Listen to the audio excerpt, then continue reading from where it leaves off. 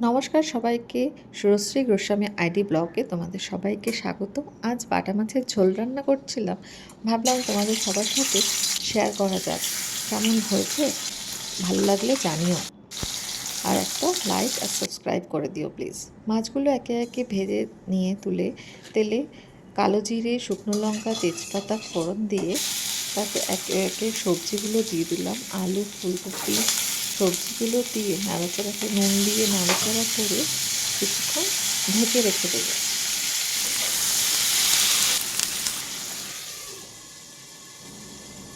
তারপর ঢাকনা তুলে দেখলাম সবজিগুলো লাল লাল হয়ে গেছে। তাতে একে একে মশলাগুলো যেরকম হলুদ গুঁড়ো, তারপর ধনে গুঁড়ো, জিরে গুঁড়ো দিয়ে নাড়াচাড়া করে ভালো করে সব মশলাগুলো দেখলাম সবজি গায়ের মধ্যে লেগে গেলে ভালো করে কষিয়ে নিয়ে মশলা দিয়ে তাতে আর ঝালটা যে যেরকম ঝাল খায় সেই অনুপাতে, আমি যতটা ঝাল খাই সেই অনুপাতে ঝাল দিয়েছি।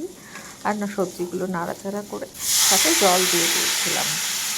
জল দিয়ে জলটা যখন নাড়াচাড়া করার পর ফুটে উঠবে, তখন সেই জলের মধ্যে একটুখানি গরম মশলা দিয়ে দিয়েছিলাম। গরম মশলাটা দিয়ে তাতে স্বাদটা একটু বেড়ে যায়। তারপর একে একে মাছগুলো কড়াইয়ে ছেড়ে দিয়েছি।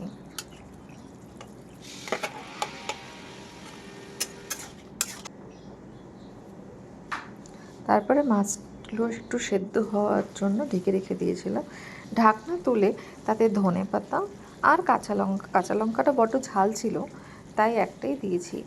ঝাল দিয়ে নাড়াচাড়া করে নিলেই রেডি আমাদের বাটা মাছের ঝোল। কেমন লাগলো রান্নাটা আমাকে কমেন্টে অবশ্যই জানিও, আর ভালো লাগলে একটা লাইক আর শেয়ার করে দিও। আর চলি, আর দেখা হবে অন্য কোনো ব্লগে।